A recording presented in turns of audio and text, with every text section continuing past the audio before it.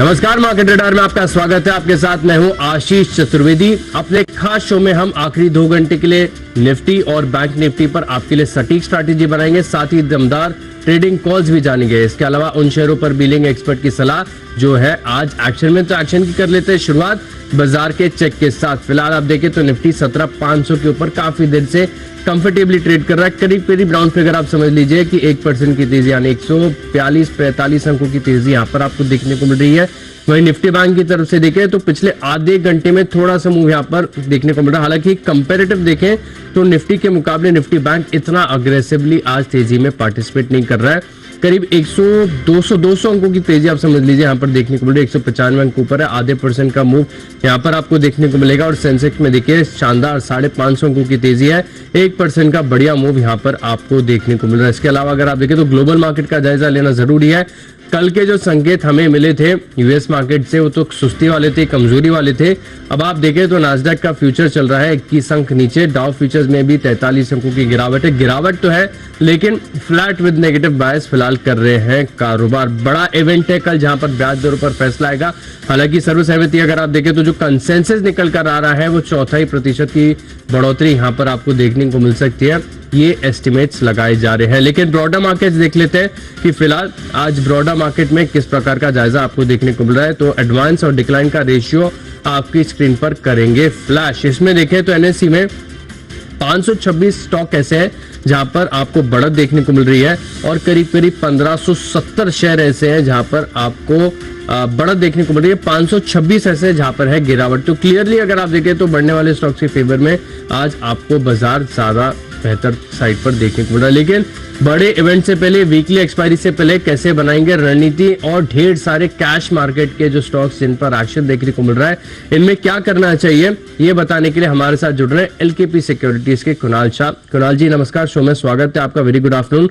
Quickly सबसे पहले Nifty bank क्या रणनीति है, क्या व्यू है आपका? Good afternoon. जिस हिसाब से मार्केट्स में हमने लास्ट एटलीस्ट 2 से 3 दिन में रैली देखी है, ये आगे जाके भी कंटिन्यू रहेगी। जैसे कि कल आपने मेंशन किया है कि आरबीआई पॉलिसी है, और कहीं ना कहीं वो जो 25 बेसिस रेट है कि वो ऑलरेडी मार्केट ने पहले डिस्काउंट करके रख दिया है, उसी हिसाब से हम मार्केट में देख रहे हैं कि एक शार्प रैली दिखाई दे रही है करंट लेवल से। और मुझे लगता है मोमेंटम आगे जाके भी कंटिन्यू रहेगा मार्केट में। मैं एक्सपेक्ट कर रहा हूँ 17,050 के लेवल्स अपसाइड में निफ्टी में इजीली आ सकते हैं। और अगर मार्केट्स में आपको कोई भी डिप मिलती है वो यूटिलाइज करें बाय करने के लिए। 17,400 अभी एक नया बेस बन चुका है। जब तक ये लेवल ब्रीच नहीं होता है मैं कोई करेक्शन मार्केट्स में एक्सपेक्ट नहीं कर रहा हूँ। जहां तक बैंक निफ्टी की बात है, वहीं पे रियल स्ट्रेंथ दिखाई दे रही है। जब से बैंक निफ्टी ने वो 40,000 का रेजिस्टेंस क्रॉस कर दिया था, उसके बाद हम कंटिन्यूसली हायर लो के फॉर्मेशन देख रहे हैं। जिस हिसाब से आज भी बैंक निफ्टी ने 41,000 पार कर लिया है, 1,500 के लेवल टच बाय की होनी चाहिए। कोई भी डिप मिलता है उसको यूटिलाइज करें बाय करने के लिए। 40,500 अभी आपका बेस हो गया है। ऊपर एंटर में 41,300 और 41,500 के टारगेट एक्सपेक्ट कर रहा हूं। टारगेट यहाँ पर आपको देखने को मिल सकते हैं। बड़ी बात यह निकल कर आ रही है कि कोई भी डिप अगर आपको दिन के दौरान मिलती है तो उसको यूटिलाइज कर सकते हैं आप खरीदारी करने के लिए, क्योंकि ट्रेंड पॉजिटिव है बाजार का। कुणाल जी बता रहे थे कि निफ्टी और निफ्टी बैंक दोनों में अगर आप देखें तो जो सेटअप है खरीदारी वाला है, बाय एंड डिप्स वाला मार्केट है, तो फोकस करके चलेंगे लॉन्ग साइड पर। अब बात कर लेते हैं स्टॉक्स की जहां पर है काफी ज्यादा बस। तो सबसे पहले आपके सामने लेकर आता हूं टेक्सटाइल स्पेस के कुछ स्टॉक जहां पर आपको काफी दिनों के बाद तेजी देखने को मिल रही है। इनमें एक स्टॉक आया लंबे समय के बाद, आज 5% का मूव है, वेल्सपन इंडिया का। टेक्सटाइल स्पेस में अगर आप देखें तो बढ़िया कंपनी है, 71 रुपए के करीब का भाव चल रहा है। चार्ट्स क्या बता रहे हैं?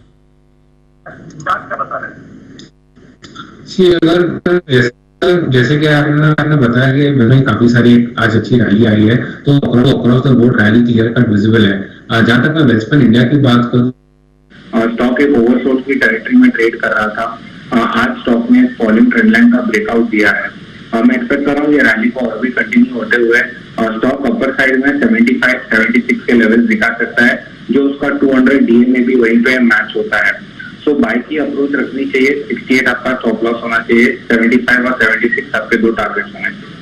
तो यहाँ पर अगर आप देखें तो 75-76 तक के टारगेट्स यहाँ पर आपको देखने को मिल सकते हैं। इसके अलावा भी अगर आप देखें तो बहुत सारे स्टॉक है मेरे रडार पर आ रहे हैं। दिग्गज एल&टी, इसका चार्ट आपकी स्क्रीन पर लेकर आते हैं। आइडियली हमने देखा अभी तक कि बड़े ऑर्डर्स के बाद भी स्टॉक में रिएक्शन देखने को नहीं मिलता है, लेकिन आज मेगा ऑर्डर मिला है करीब 7,000 करोड़ से ऊपर का जो ऑर्डर है, क्योंकि एलएनटी की तरफ से रेंज निकल कर आती है ऑर्डर की, तो मेगा ऑर्डर इसे क्लासिफाई किया। और स्टॉक में भी अगर आप देखें तो मेगा मूव देखने को मिल रहा है। 3.5% बहुत कम होता है कि एलएनटी आपको इतना बड़ा मूव दे दे। क्या करना चाहिए एलएनटी के चार्ट्स पर? क्या जिसने रैली मिस कर दी है और बाजार में अगर कुछ कंफर्टेबल खरीदना है तो एलएनटी पर फोकस कर सकते हैं? आई थिंक डेफिनेटली जब भी आप एलएनटी का चार्ट भी देखोगे, क्लियर कट विजिबल था, जहां लास्ट 3-4 महीने में मार्केट में सेलिंग प्रेशर था। एलएनटी एक ऐसा स्टॉक था जो अभी भी अपने साइडवेज कंसोलिडेशन के फेज में था। जैसे कि हम करते हैं कि आपका अगर स्टॉक साइडवेज चल रहा है खराब मार्केट में, तो कहीं ना कहीं जब मार्केट अच्छा हो जाता है वो मार्केट को आउट परफॉर्म करता है, और सेम केस एलएनटी के केस में हुआ है। स्टॉक ने स्पेसिफिकली आज के ट्रेडिंग सेशन में एक ट्रायंगल पैटर्न का ब्रेकआउट दे दिया है वॉल्यूम्स के साथ। करंट लेवल्स पे भी आप बाय कर सकते हो, कोई डिप मिलता है तो भी आप यूटिलाइज कर सकते हो। जनरली आप देखोगे एलएनटी जैसा स्टॉक एक दिन में 3% बढ़ना बहुत ही रेयर होता है, और जब ये हुआ है उसके बाद का फॉलो और भी अग्रेसिव आ जाता है। सो डेफिनेटली एक बाय कैंडिडेट करंट लेवल से बनता है। मैं जो टारगेट एक्सपेक्ट कर रहा हूँ अपसाइड में 2300 के, और सेकंड टारगेट होगा 2400 का, और जो नीचे पे स्टॉप लॉस मेरा रहेगा वो है 2150 का। सो थोड़ा पोजिशनल व्यू है, आपको शायद एक हफ्ता दो हफ्ता लगे इस टारगेट को अचीव होने के लिए, बट एक अच्छा खासा रिटर्न आपको करंट लेवल से दिखाई दे सकता है। अच्छा रिटर्न यहाँ पर देखने को मिल सकता है। और कुणाल की तरफ से एक बढ़िया एनालिसिस ये निकल कर आया कि एलएनटी में, जैसे कि हम बता भी रहे थे कि 3% का मूव जो है काफी रेयर होता है। अगर ऐसा मूव आता है तो इसके बाद जो फॉलोअप मूव आता है वो काफी अग्रेसिव होता है। तो 3% तेजी देखकर आप घबराइए मत, डिप का इंतजार करिए, डिप पे मिल जाए तो बढ़िया बात है, नहीं तो यहाँ पर भी कंफर्ट है खरीदारी करने का। तो स्टॉक्स में भरपूर एक्शन देखने को मिल रहा है। एबट इंडिया, इसका भी चार्ट आपकी स्क्रीन पर लेकर आते हैं। धीरे धीरे अगर आप देखें तो फार्मा स्पेस के स्टॉक्स में बजे, एक और फार्मा काउंटर मेरे रडार पर है, लेकिन एबट इंडिया का चार्ट आपकी स्क्रीन पर लेकर आते हैं।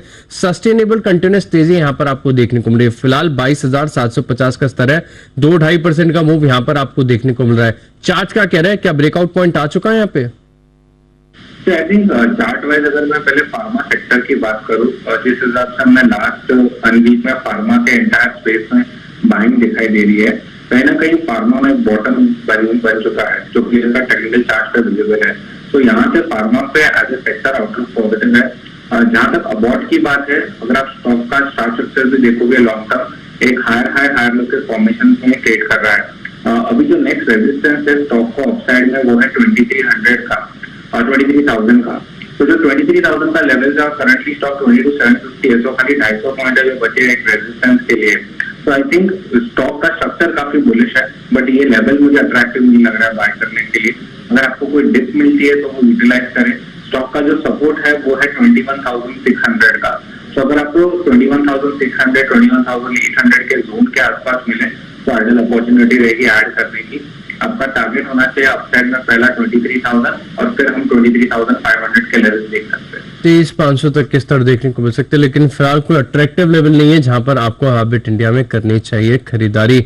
अच्छा, क्योंकि फार्मा स्पेस की बात चली रही है कुणाल, और आप ऑलरेडी बता रहे कि काफी सारे स्टॉक ऐसे हैं जहां पर आपको लग रहा है कि बॉटम इन प्लेस है। बायोकॉन ये एक बहुत देखिए बड़ा अंडर परफॉर्मर रहा है। इनफैक्ट फार्मा की भी जब रैली आती है तब इस स्टॉक की तरफ से आपको बड़ा पार्टिसिपेशन देखने को नहीं मिलता। आप इंडेक्स के साथ कंपैरिजन तो छोड़ ही दीजिए, लेकिन लंबी अवधि में भी यहाँ पर स्टॉक में निवेशकों ने पैसा नहीं बनाया। लेकिन अब खास बात ये हो रही है कि निश्चित तरह से धीरे धीरे थोड़ी बहुत यहाँ पर रिकवरी देखने को मिल रही है, तेजी का प्रयास है। सबसे पहला सवाल मेरा यही होगा कि यहाँ पर क्या बॉटम बन चुका है, और अगर कोई नई फ्रेश खरीदारी करना चाहे तो क्या स्टॉप लॉस होगा? आई थिंक जैसे कि हमने कहा कि फार्मा पे हमारा आउटलुक बुलिश है, बट बायोकॉन एक ऐसा स्टॉक रहा है जो क्लियर कट फार्मा में अंडर परफॉर्मेंस दिखाई है। एंड ओवरऑल मेरा बायोकॉन पे व्यू भी इतना पॉजिटिव नहीं है करंट लेवल से। स्टॉक डेफिनेटली एक ओवरसोल्ड की टेरिटरी में है, तो एक आप बाउंस एक्सपेक्ट कर सकते हो, बट जो लार्जर ट्रेंड है बायोकॉन का वो एक लोअर हाई लोअर लो के फॉर्मेशन में है, जो कि एक डाउन ट्रेंड में चल रहा है। क्योंकि स्टॉक एक ओवरसोल्ड की टेरिटरी में है तो आप एक बाउंस के लिए प्ले कर सकते हो, बट अगर आप लॉन्ग प्ले करना चाहते हो तो बायोकॉन जैसे स्टॉक में आपको स्टॉप लॉस स्ट्रिक्टली मेंटेन करना चाहिए। सो जो लोअर एंड पे मुझे बायोकॉन पे जो स्टॉप लॉस है वो है 205 का। सो आप करंट लेवल पे अगर बाय करते हो तो 205 का स्टॉप लॉस रखिए। अगर ये पुल बैक कंटिन्यू होता है तो स्टॉक ऊपर में 225, 230 के लेवल दिखा सकता है। बिल्कुल, यहाँ पर अगर आप देखें तो स्टॉप लॉस के साथ ही यहाँ पर पोजीशन बनाए। फिलहाल आज 3% की तेजी यहाँ पर देखने को मिली। एक स्टॉक और स्क्रीन पर लेकर आते हैं जहां पर अभी फिलहाल कुछ खबरें भी फ्लैश हो रही थी। कोल इंडिया, इस स्टॉक के ऊपर फोकस करते हैं। काफी दिनों से लगातार हम देख रहे हैं, पहले यहाँ पर क्वार्टरली अपडेट आया था, फिर FY23 का पूरा अपडेट आया है। अब खबर यह आ रही है कि FY24 में अगर आप देखें तो FSA की जो सप्लाई 23 के मुकाबले आपको 4% की बढ़त देखने को मिल सकती है। और इनफैक्ट जो नॉन पावर यानी ई ऑक्शन वाली जो बिक्री है, यहां पर भी आपको पिछले साल के मुकाबले बढ़त देखने को मिलेगी।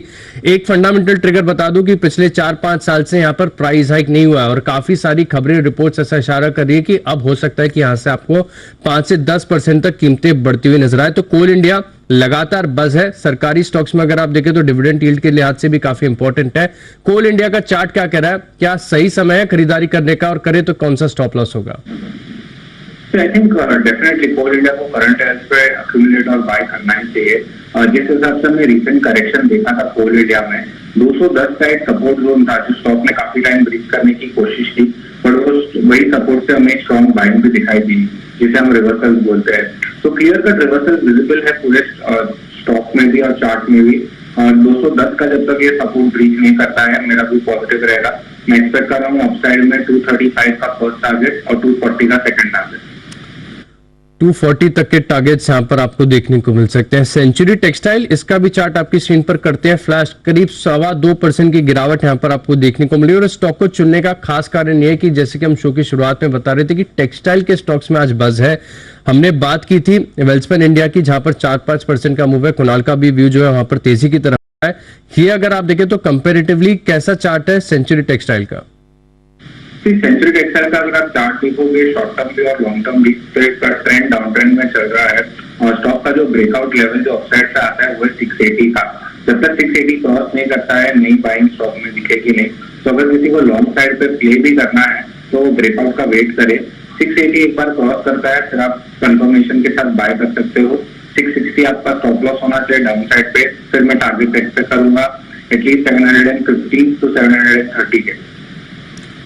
तो 750 तक के आपको टारगेट्स यहां पर देखने को मिल सकते हैं। अशोक लेलैंड में देखिए आज सडन फॉल है, गिरावट है, 3-3.25% की गिरावट यहां पर देखने को मिल रही है। क्या बड़े चार्ज पर कोई ब्रेकडाउन हुआ है यहाँ पर? अगर अशोक लेलैंड की भी मैं बात करूं, रिसेंटली हमने ऑटो नंबर्स आए थे जो 1 तारीख को पब्लिश होते हैं। उसके बाद अशोक लेलैंड का भी आप चार्ट देखोगे तो हमें लोअर एंड पे बाइंग दिखेगी। बजाज के सेशन में वापस हमने एक सेलिंग प्रेशर देखा है। ओवरऑल चार्ट का स्ट्रक्चर अभी भी वीक ही है। सबसे इंपॉर्टेंट पॉइंट है कि स्टॉक अभी भी अपने 200 डीएमए के नीचे ट्रेड कर रहा है, जो कि एंटायर ट्रेंड को नेगेटिव कर देता है। तो जब तक स्टॉक अपना 200 डीएमए क्रॉस नहीं करता है 146, 147 के ऊपर, तब तक एक पॉजिटिव मोमेंटम रहेगा नहीं। तो मेरा अप्रोच है अवॉइड करें स्टॉक को। अगर आपको बाय भी करना है तो एक बार 200 डीएमए क्रॉस होता है उसके बाद आप बाय कर सकते हो। तो 200 डीएमए के क्रॉस करने के बाद ही बाय करें। अभी फिलहाल के लिए स्टॉक को करेंगे आप अवॉइड। अच्छा, 2 न्यू एज कंपनीज आपकी स्क्रीन पर लेकर आता हूं कुणाल जी, दोनों के चार्ट भी आप देखेगा। नायका यहां पर आज काफी बड़ा मूव देखने को मिल रहा है, 8% ऊपर चल रहा है। और इसी के साथ अगर आप देखें तो नजारा टेक, हालांकि दोनों का कारोबार बिल्कुल अलग अलग है, लेकिन न्यू एज कंपनीज है, साथ में बढ़ती हैं साथ में गिरती हैं। नजारा टेक यहां पर अगर आप देखें तो 5% की तेजी देखने को मिल रही है, 26 रुपए ऊपर है, 546 का स्तर आपको देखने को मिल रहा है। वही नायका अगर आप देखें तो 137 का भाव है, आज पूरे 10 रुपए बढ़ा है, 8% की बड़ी मूव यहां पर आपको देखने को मिल रही है। नायका, नजारा टेक दोनों में काफी अच्छी तेजी है। अच्छा, इन 2 कंपनीज में टेक्निकल आधार पर किसी एक कंपनी में मध्यम अवधि के हिसाब से आपको अगर निवेश करना हो, ट्रेड करना हो, तो कौन सा चार्ट चुनेंगे और क्यों? और मेरा जो बाय पिक रहेगा वो है नजारा टेक्नोलॉजीज का। इनफैक्ट आज के ट्रेडिंग सेशन में हमने यहाँ पे हमारे क्लाइंट्स को भी सजेस्ट किया था नजारा में बाय करने के लिए। रीजन ये है कि आप नजारा का चार्ट भी देखोगे तो जिस हिसाब से स्टॉक में करेक्शन आया था आईपीओ की लिस्टिंग के बाद, कहीं ना कहीं स्टॉक लोअर एंड पे स्ट्रॉन्ग बेस बना रहा था। और वो जिस हिसाब से बेस फॉर्मेशन था, स्टॉक ने आज उसके प्रीवियस 3 वीक के हाई को भी क्रॉस कर दिया है। और जब ये हाई क्रॉस हुए उसके साथ वॉल्यूम पार्टिसिपेशन भी क्लियर कट विजिबल था चार्ट पे। सो आई थिंक ये मोमेंटम आगे जाके भी कंटिन्यू रहेगा नजारा टेक्नोलॉजीज में। जिस हिसाब से बाइंग दिखाई दे रही है और लोअर एंड पे जो सपोर्ट बन चुका है स्टॉक का वो है 480-500 जोन के आसपास। तो जब तक 500 का लेवल नहीं तोड़ता है रिस्क टू रिवॉर्ड काफी फेवरेबल है। हमें बड़ा मूव देख सकता है नजारा टेक्नोलॉजी में। मैं एक्सपेक्ट कर रहा हूँ स्टॉक अपसाइड में 630 के लेवल्स दिखा सकता है मीडियम टू शॉर्ट टर्म में। सो आपके पास 50 रुपए का रिस्क है डाउन साइड पे, पर अप साइड में आपको एटलीस्ट 120-130 पॉइंट कमाने के लिए मिलेंगे। तो एक अच्छा रिस्क टू रिवॉर्ड रेशियो जो बैठता है करंट लेवल से, तो नजारा पे मेरा व्यू बुलिश रहेगा करंट जोन। तो नायका और नजारा में क्लियर कट राय अगर आप देखें तो नजारा के फेवर में आ रही है, जहां पर खरीदारी की राय जो है कुणाल की तरफ से आ रही है। यहां पर फोकस करके चल सकते हैं। एक स्टॉक और है जहां पर आज के लिए हो गया पूरा काम, 20% की तेजी है काया लिमिटेड में। इस स्टॉक की खासियत है कि वन डे वंडर है, एक दिन चलेगा उसके बाद आपको काफी महीनों तक ये लाइमलाइट में बिल्कुल दिखेगा ही नहीं। इनफैक्ट अगर आप देखें तो मैं एक साल का भी चार्ट इसकी स्क्रीन पर लेकर आता हूं। अगर आप देखें तो एक साल में भी 20% की गिरावट देखने को मिली है, 5 साल को भी अब बताऊं तो 68% की गिरावट है। तो आज 20% का उछाल है। क्या जो ऑलरेडी इस स्टॉक के अंदर फंसे हुए हैं इसमें उन्हें क्या करना चाहिए, एग्जिट करना चाहिए या फिर होल्ड करें? जिस हिसाब से स्टॉक में मोमेंटम आया डेफिनेटली होल्ड करना चाहिए। उसका और एक रीजन है कि अगर आप लॉन्ग टर्म चार्ट देखोगे तो जून 2022 में स्टॉक ने एक लो बनाया था, वो था 245 का, और उस लो के बाद हमने एक शार्प रैली देखी। और 3-4 दिन अगर पहले का भी आप लो देखोगे तो वो सेम 240-245 के जोन पे ही था। So clear cut same support बना रहा है स्टॉक लोअर एंड पे। ये एक डिमांड जोन या एक बाय जोन बन गया है स्टॉक के चार्ट के हिसाब से, और इसी वजह से हमने आज एक अच्छा खासा अपमूव भी देखा है स्टॉक में। जिस हिसाब से आज अपमूव आया है, स्टॉक ने अपना 200 डीएमए भी आज क्रॉस कर लिया है। सो एक पॉजिटिव ट्रेंड डेफिनेटली एस्टैब्लिश हो गया है। सो करंट लेवल से एग्जिट तो डेफिनेटली नहीं करना चाहिए। इनफैक्ट आपको कोई डिप मिलती है तो ऐड करिए उसको लॉन्ग पोजीशन के लिए। लोअर एंड पे जो सपोर्ट है वो है 280 का, अपसाइड पे मैं जो टारगेट एक्सपेक्ट कर रहा हूँ वो है 350 और सेकंड टारगेट 362 का। तो डिप में कर सकते हैं खरीदारी। यहाँ पर 280 रुपए का एक स्टॉप लॉस लाकर चल सकते हैं, और यहाँ पर 350 के ऊपर के स्तर आपको देखने को मिलेंगे, तो होल्ड करें। और पॉसिबल है तो यहाँ पर डिप में खरीदारी भी आप करके चल सकते हैं। एफएमसीजी स्पेस में आज काफी बढ़िया बस देखने को मिल रहा है। आप देखिए ज्योति लाभ ये 3.25-3.5% का मूव यहाँ पर आपको देखने को मिलेगा। साथ में अगर आप देखें तो एफएमसीजी दिग्गज आईटीसी जो कि एलएनटी की तरह बड़े मूव्स देता नहीं है, लेकिन आज अगर आप देखें तो 2% की तेजी यहाँ पर देखने को मिल रही है। 285 का स्तर है इसका। ऑल टाइम हाई करीब देखो तो 394 रुपए के आसपास का निकल कर आ रहा है, ज्यादा दूर नहीं है, 9 रुपए ही दूर है यहाँ से। क्या लग रहा है 394 पार कर पाएगा आईटीसी? आई थिंक डेफिनेटली जब हम आईटीसी की बात करते हैं एफएमसीजी स्पेस में ये सबसे स्ट्रॉन्ग स्टॉक रहा है पिछले 1-1.5 साल में, और जिस हिसाब से यहाँ पे मोमेंटम बिल्टअप है, रिटेल का भी एक फेवरेट काउंटर हो जाता है जब आईटीसी की बात होती है। सो डेफिनेटली मोमेंटम ब्रेकआउट भी है स्टॉक। ऊपर एंड पे जो रेजिस्टेंस इमीडिएट है वो है 386 का, स्टॉक करंटली 385 पे चल रहा है। तो डेफिनेटली मैं एक्सपेक्ट कर रहा हूँ ये रेजिस्टेंस को ब्रेक करने की, उसके ऊपर स्टॉक वापस अपने ऑल टाइम हाइस को भी सरपास कर देगा। मैं एक्सपेक्ट कर रहा हूँ टारगेट एटलीस्ट 400-410 के अपसाइड पे। 400-410 तक की अपसाइड यहाँ पर आपको देखने को मिल सकती है। यहाँ पर फोकस कर सकते हैं खरीदारी का। ऑल टाइम हाई के पार जाने के लिए हो रहा है पूरी तरीके से तैयार। अच्छा कुणाल जी, काफी सारे स्टॉक्स पर तो हमने चर्चा कर ली। अब आप बताइए आपके रडार पर कौन से स्टॉक्स आए और उन्हें कैसे ट्रेड करना है? आई थिंक जिस हिसाब से हमने बैंक निफ्टी में स्ट्रेंथ देखी है, एक सेक्टर है जो मुझे लगता है यहाँ से काफी आउट परफॉर्मेंस दिखा सकता है आगे जाके भी, और वही बैंकिंग स्पेस में से वो है पीएसयू बैंक। पीएसयू बैंक्स में जिस हिसाब से हमने करेक्शन देखी है, ये लार्जर करेक्शन खत्म हो चुका है जो टेक्निकल चार्ट्स पे क्लियर कट विजिबल है। उसमें से मेरा एक जो टॉप एक पीएसयू बैंक्स में से करंट लेवल से मुझे लग रहा है वो है bank of Baroda. Bank of Baroda का आप चार्ट देखोगे तो स्टॉक ने एक सिमेट्रिकल का ट्रायंगल पैटर्न बनाया है, और स्टॉक का जो ब्रेकआउट लेवल है अपसाइड में वो है 171 के ऊपर, और स्टॉक करंटली 165-166 चल रहा है। सो आई थिंक स्टॉक में एक अच्छा खासा मोमेंटम ये 171 के ऊपर पकड़ेगा। मेरा करंट लेवल से भी व्यू पॉजिटिव ही है, पर अगर कोई ब्रेकआउट के लिए कंफर्मेशन वेट करना चाहता है तो 171 का जोन है, उसके ऊपर आप बाय कर सकते हो। आपका स्टॉप लॉस डाउन साइड में रहेगा 160 का। मैं जो लार्जर मूव एक्सपेक्ट कर सकता हूँ 178 और 183 के दो टारगेट्स जो अपसाइड पे रखने चाहिए। सो पीएसयू बैंक से एक ऐसा स्पेस है जो मुझे काफी बुलिश लग रहा है करंट लेवल से। सेकंड स्टॉक वापस जहाँ पे मेरा व्यू बुलिश है वो हमने शो में भी डिस्कस किया है, वो है एलएनटी का। जिस हिसाब से स्टार्ट स्ट्रक्चर एकदम स्ट्रॉन्ग है, एक ट्रायंगल ब्रेकआउट दे दिया है। जैसे कि मैंने कहा कि अगर ऐसे स्टॉक 3% चलते हैं तो डेफिनेटली आपको मोमेंटम मिस नहीं करना चाहिए। एक बड़ी रैली के लिए स्टॉक रेडी हो चुका है, एटलीस्ट 150-200 पॉइंट्स की रैली आ सकती है। तो आप एलएनटी को बाय करिए। 2150 का स्टॉप लॉस होना चाहिए, 2300 फर्स्ट टारगेट, सेकंड टारगेट 2400 का। 2300 से 2400 तक के टारगेट्स एल&टी दिग्गज मेगा ऑर्डर के चलते बड़ा मूव यहां पर आया, लेकिन और बड़ा मूव अभी बाकी है। तो 2300 और 2400 तक का टारगेट है, 2150 का आप लगाइए स्टॉप लॉस। और साथ में अगर आप देखें तो पीएसयू बैंक्स यहां पर खरीदारी की राय निकल कर आ रही है कुछ कुणाल जी की तरफ से, जहां पर बैंक ऑफ बड़ौदा यहां पर आपको रखना है फोकस। अभी चल रहा है स्टॉप लॉस यहां पर लगाना 160 का, राइट? 160 का स्टॉप लॉस है और 178 से 183 तक के जो स्तर है यहाँ पर आपको देखने को मिल सकते हैं। करनी है 171 के ऊपर करनी है खरीदारी, तब होगा ब्रेकआउट का कंफर्मेशन। शुक्रिया कुणाल जी हमारे साथ जुड़ने के लिए और बेहतरीन ट्रेड सेटअप्स और बाजार का पूरा हालचाल हमारे साथ डिस्कस करने के लिए। और इसी के साथ इस शो में इतना ही, लेकिन आप बने रहेंगे इसी बिजनेस के साथ। नमस्कार।